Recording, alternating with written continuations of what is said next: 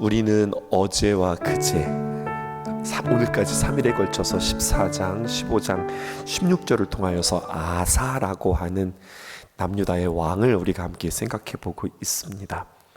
참 훌륭하게 하나님을 잘 섬기면서 신앙을 누리고 하나님이 주시는 그 평안을 누리는 왕이 바로 아사 왕이었습니다. 그런데 오늘 매일 성경의 제목을 보니까 이렇게 기록되어 있어요. 전심 그리고 반심. 전심은 무슨 말일까요? 온 마음을 다 하는 것이 전심 아닙니까? 반심은 무엇일까요? 오늘 이 반심에 괄호를 치고 한자를 쓰지 않았기 때문에 우리는 이 반심에 대해서 중의적인 여러 가지 뜻들을 우리가 의미를 부여해 볼 수 있겠습니다. 저 개인적으로는요, 이 반심이 뭐냐? 나뉘어진 마음, 이렇게도 해석할 수 있고요. 또 반밖에 되어지지 않는 마음, 꽉 채워진 마음이 아니라 반밖에 되어지지 않은 마음. 그런데 여러분, 꽉 채워지지 않은 마음, 또 나뉘어진 이 마음은 결국 반심이 될 수밖에 없어요. 그게 바로 무엇이냐? 하나님을 반대하는 마음이 될 수밖에 없다는 겁니다. 중간지대가 없어요. 신앙은 그래요. 온전히 하나님 앞에 다 맡기지 아니하면 그냥 반 정도 적당히 걸쳐 있으면 여러분 그것은 언제나 하나님 앞에 반심됩니다. 하나님의 마음에 반대되어지는 마음을 갖게 되어진다고요. 오늘 참 잘 나갔던 어제와 그제 아사, 잘한다, 잘한다, 귀하다 이렇게 했던 이 왕이 왜 그럴까요? 오늘은 왜 그럴까요? 참 아쉬워요. 처음에는 참 좋았는데 오늘 마무리가 아쉽습니다. 성경을 묵상하는 동안 왜 이래? 이건 또 뭐야? 이런 것이 아니라 사람이 그렇지. 사람이란 그런 거지. 하나님을 떠나면 우리의 마음이 방심하면 언제나 이렇게 되지. 나라고 예외일 수 없지. 처음에는 원망하면서 말씀을 보았다가 아쉬워하면서 말씀을 보았다가 두려워하면서 보게 되어지는 말씀이었습니다. 우리 어제 말씀이었는데요. 어제 말씀에는 멈추지 않는 마음이라고 하는 제목이었는데 그 말이 맞는 것 같아요. 그냥 끊임없이 멈추지 말고 계속해서 그냥 우리에게 이 정도면 됐지라고 하는 자족하는 마음이 아니라 멈추지 않고 끊임없이 우리 자신들을 일으켜 세우는 마음이 있을 때 우리의 마음에 주님을 향한 전심이 있을 수 있게 되어질 것입니다.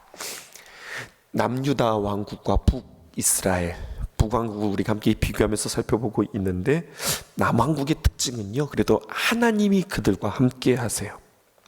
하나님이 함께 하는 사람들, 하나님이 함께 하시는 사람들. 그런데요 여러분, 다시 이걸 이렇게 표현하고 싶습니다. 하나님이 함께 하시는 사람들은 하나님이 함께 하시니까 그냥 마음대로 살아간다, 마음 놓고 살아간다, 이래서는 안 되는 거예요.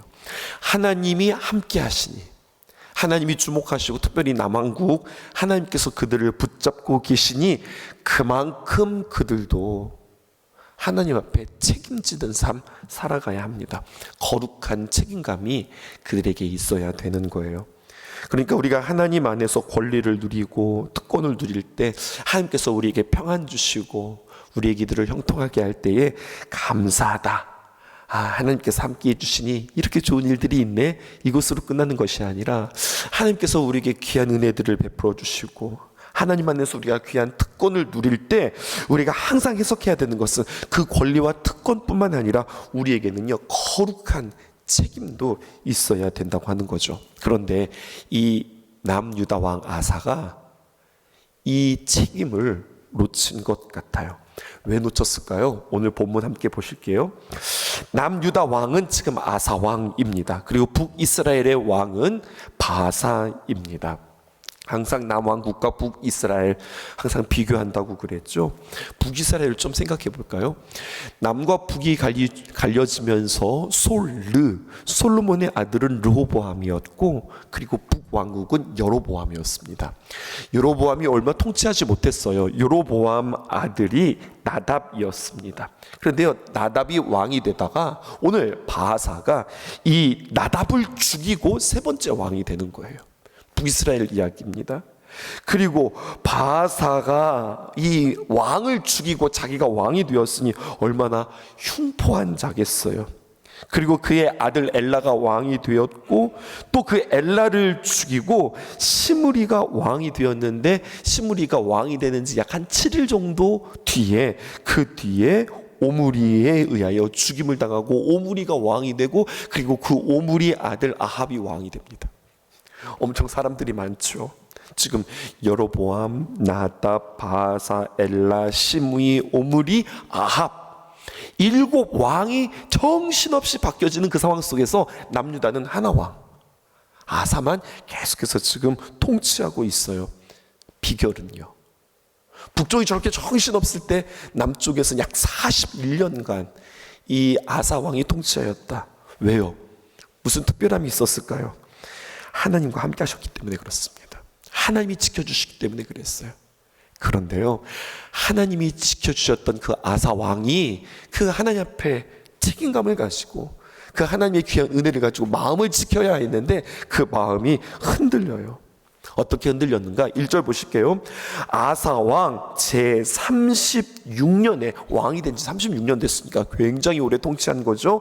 이스라엘 왕 바하사가, 북이스라엘 바하사, 그러니까 왕을 죽이고 자기가 왕이 되었던 그 바하사가 유다를 치러 올라와서 라마를 건축했다라고 기록하고 있습니다. 라마는 어떤 말인가? 동그라미를 치시고 이렇게 한번 적어보시겠어요? 높은 언덕, 높은 곳, 이게 바로 라마입니다. 다시 말해서 요새를 쌓았어요.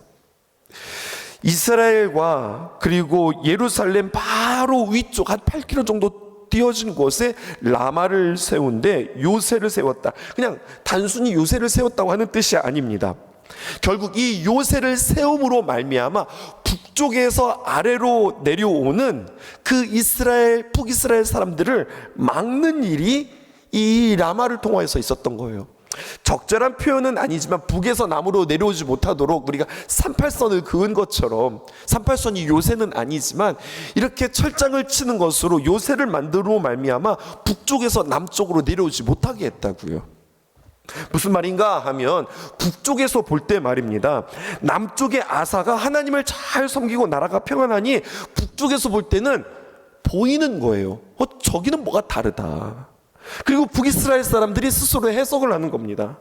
우리들은 맨날 금송아지 섬기고 우상 숭배하고 자신들이 봐도 자신들이 불안하고 자신들이 타락했어요.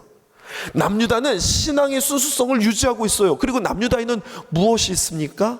예루살렘이 있고 성전이 있는 거예요.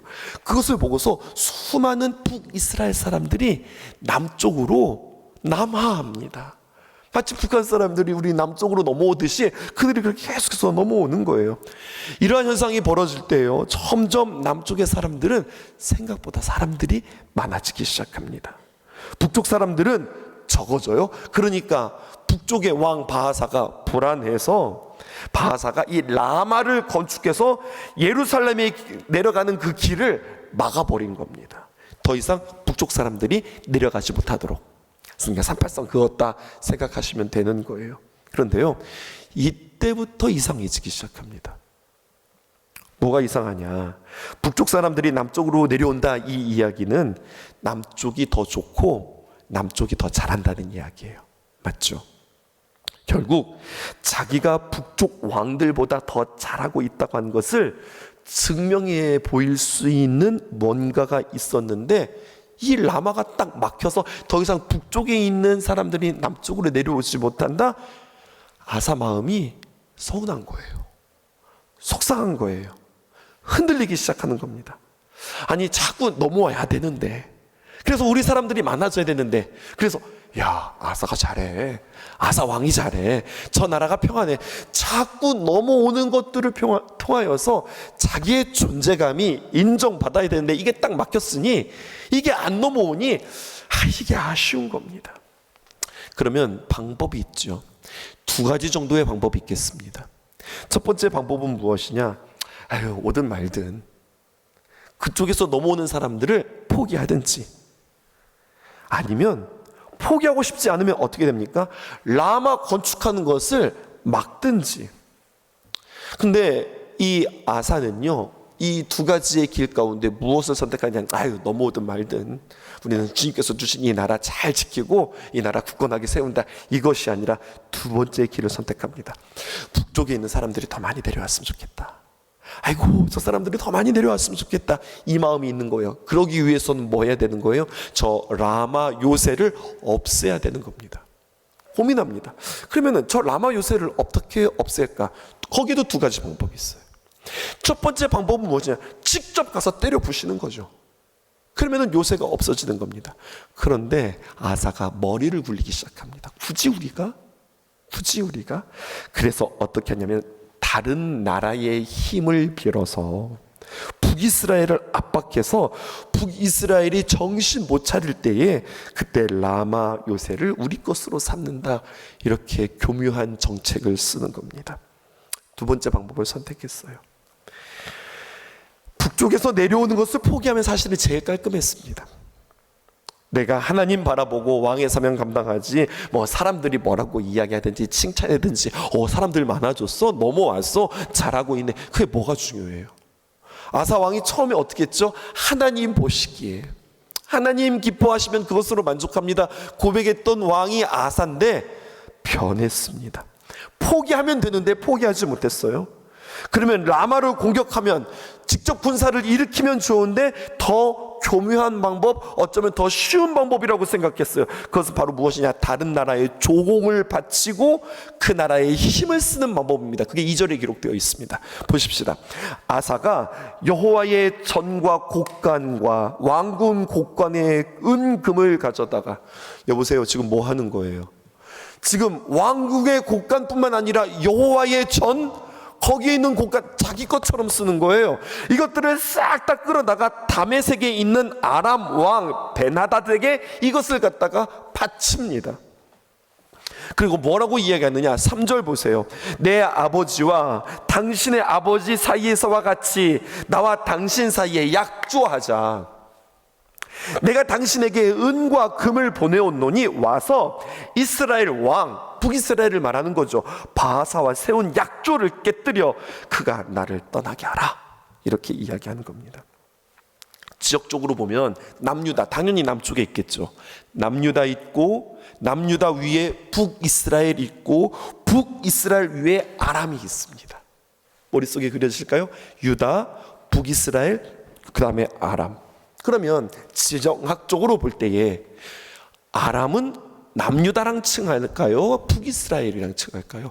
가까우니까, 붙어 있으니까 당연히 북이스라엘과 친하죠. 훨씬 친합니다.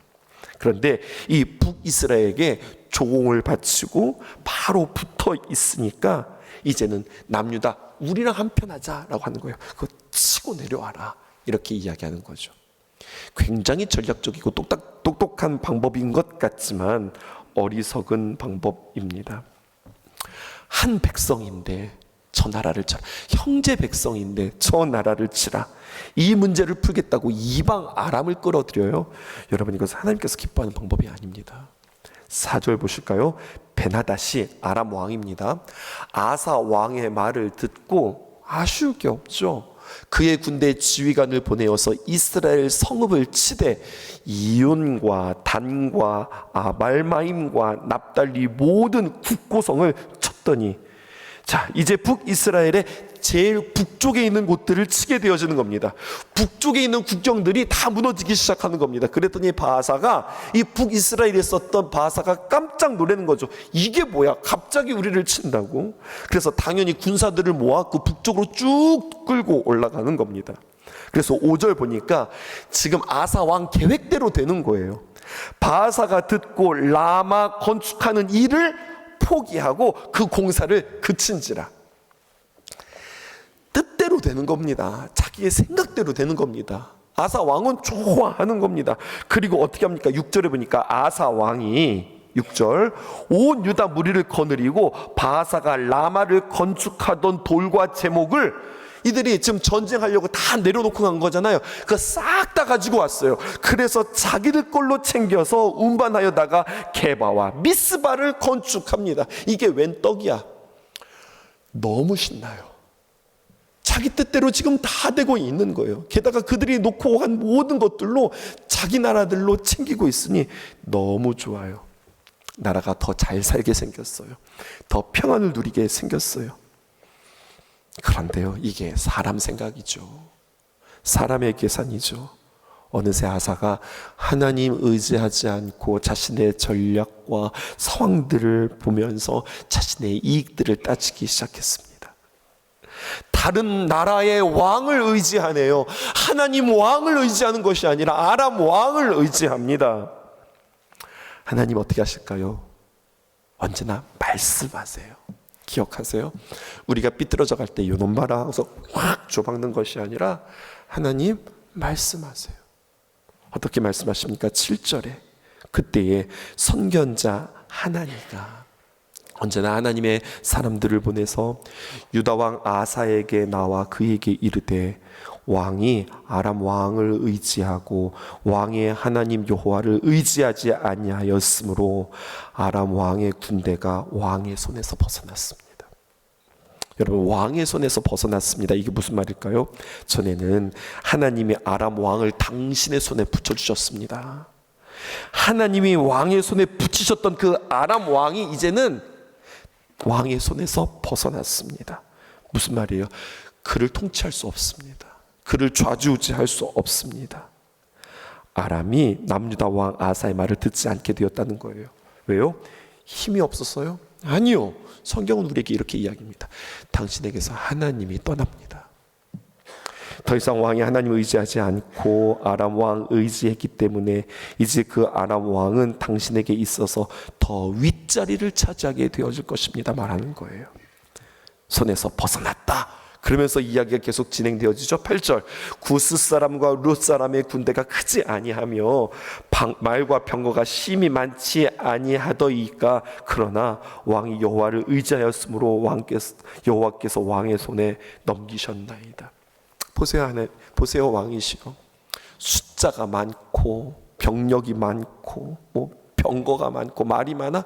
그래도 하나님께서 힘 주시면 이기지 않았습니까? 하나님께서 왕의 손에 붙이시면 왕이 이기고 왕이 그들을 지배하고, 그러나 하나님이 그의 손에서 벗어나게 하시면 그때로부터는 통할 수 없고 오히려 그들을 섬기면서 살아야 됩니다. 그 결정을 어떻게 그렇게 할 수 있습니까? 우리가 지금 누구를 섬겨야 합니까? 지금 아사는 하나님을 섬기지 않고 아람 왕 벳하단을 섬기면서 이제는 더 이상 아람을 점령할 수 없습니다. 그러면서 9절, 오늘 요절 말씀입니다. 여호와의 눈은 온 땅을 두루 감찰하사 전심으로, 오늘 제목이 여기서 나오는 겁니다. 당신은 전심입니까? 반심입니까? 전심으로 자기를 향하는 자들을 위하여 능력을 베푸시나니 이 일은 왕이 명령되이 행하였은즉 이후부터는 왕에게 전쟁이 있으리이다. 남유다 전쟁이 없었는데 지금부터 이제 전쟁이 있을 것입니다. 이렇게 이야기하는 거죠. 하나님은 어떤 하나님이십니까? 온 땅을 두루 살펴보시는 하나님. 감찰하신다라고 하는 것은 꼼꼼히 아주 세밀히 살펴보시는 하나님이세요. 왜 그렇게 우리에게 꼼꼼하게 우리에게 두루두루 살피실까요? 한 가지, 오늘 성경에 기록되어져 있죠. 전심으로 자기에게 향하는 자들을 위하여 능력을 베푸신다. 우리 하나님이 이 하나님이에요. 그런데 아사 보세요. 기회를 놓칩니다. 기회를 놓쳐요. 10절 보실까요? 아사가 화가 났어요. 아사가 노하여 이 선견자, 예언자, 선지자 다 같은 말이죠. 옥에 가두었습니다. 이는 그의 말에 크게 노하였음이며 그때 아사가 또 백성 중에서 몇 사람을 학대하였느니라. 아사가 이렇게 변했습니다. 평소 같았으면 그 말을 듣고 전에도 이런 적이 있잖아요. 내가 잘못했습니다. 내가 잘못한 것입니다. 깨달았을 거예요. 근데 아사가 깨닫지 못해요. 전에 아름다웠던 이야기가 있습니다. 15장 어제 말씀인데요. 7절에서 9절 그런즉 너희는 강하게 하라. 너희의 손이 약하지 않게 하라. 너희의 행위에는 상급이 있음이라 하니라. 이 하나님의 말씀을 듣고 아사가 어떻게 했는 줄 알아요? 8절 보세요. 아사가 이 말 곧 선지자, 이때는 오뎃이었어요. 오뎃의 예언을 듣고 마음을 강하게 하여 가증한 물건들을 유다와 베냐민 온 땅에서 없애고, 또 에브라임 산지에서 빼앗은 성읍들에도 또 없애고, 또 여호와의 낭실 앞에 있는 여호와의 제단을 재건하고, 9절 보실까요? 또 유다와 베냐민의 무리를 모으고 에브라임과 므낫세와 시몬 가운데에 나와서 저희 중에 머물러 사는 자들을 모았으니 이는 이스라엘 사람들이 아사의 하나님 여호와께서 그와 함께 하심을 보고 아사에게로 돌아오는 자가 많았다. 이렇게 아름다웠던 그의 아사의 말년이 아쉽습니다. 진짜 문제는요, 잘못하는 게 문제가 아니에요. 잘못했을 때, 지적을 받았을 때 그것에 어떻게 반응하느냐가 중요한 거예요. 하나님이 사랑하셨어요. 또 한 번의 사인을 주십니다. 12절 보실까요? 아사가 왕이 된 지 39년에 그의 발이 병들어 매우 위독했으나, 병이 있을 때에 그가 여호와께 구하지 아니하고 의원들에게 구하였더라.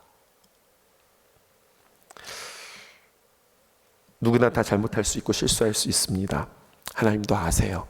그런데 중요한 것은 잘못했다는 것을 깨닫게 되었을 때에 과연 그것을 회개하고 새로운 길로 자신의 삶을 고치느냐, 완고하게 고집부리면서 그 길을 계속해서 가느냐, 여기에 인생의 열매가 결정되는 겁니다. 아사는 지금 자신이 해왔던 삶 다 포기하고 선견자를 옥에 가두고 심히 노하고 백성들을 학대하고 자신의 몸의 문제를 받았음에도 불구하고 하나님 앞에 엎드리지 아니하고 의원 찾아다니는 그러한 모습들이 어쩌면 우리에게도 그렇게 선택되어질 수 있어요.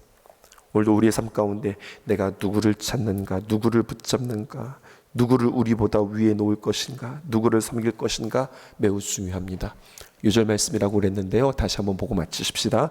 9절 말씀 시작. 여호와의 눈은 온 땅을 두루 감찰하사 전심으로 자기에게 향하는 자들을 위하여 능력을 베푸시나니. 그렇게 감찰하셨던 그 하나님은 오늘도 우리에게 찾아오셔서 감찰하십니다. 내 마음에 전심을 찾고 계세요. 그 하나님 앞에 올려드리는 저와 여러분들 되어지기를 주님의 이름으로 축복합니다.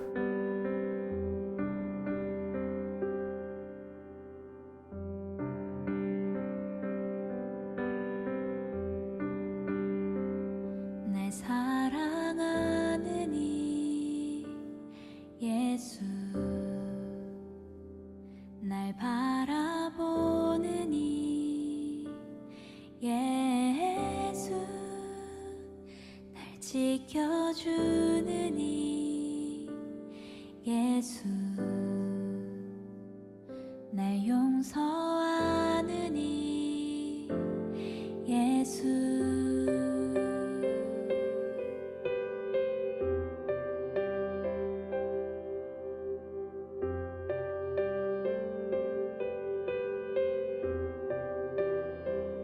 날 사랑하는 이 예수,